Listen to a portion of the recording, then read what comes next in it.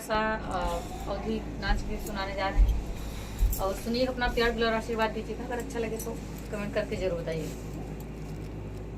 हमारा करम जरी गईले हो बिना माई के नैहर, हमारा करम जरी गईले हो बिना माई के नैहर।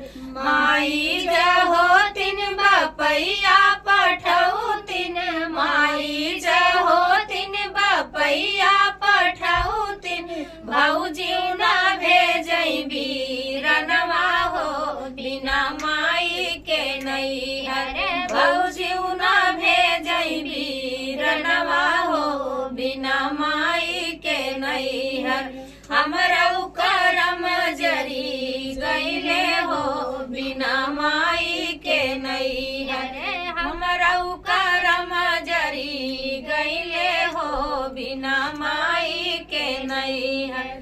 माई जहो तिन भरल तिनी, माई जहो तिन भरल तिन, भौजी ना देइया कवरिया हो बिना माई के नैहर।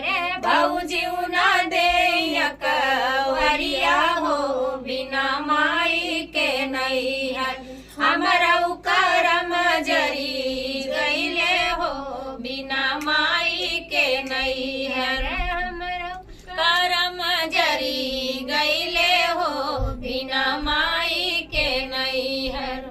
माई जहो तिन, माई जहो तिन जबर गठरी बनतिनी, माई जहो तिन जबर गठरी बनतिनी, भौजी ना डाकई देवड़िया हो बिना माई के नैहर। भौजी ना डाकई देवड़िया हो बिना माई के नैहर। हमरा करम जरी गईले हो बिना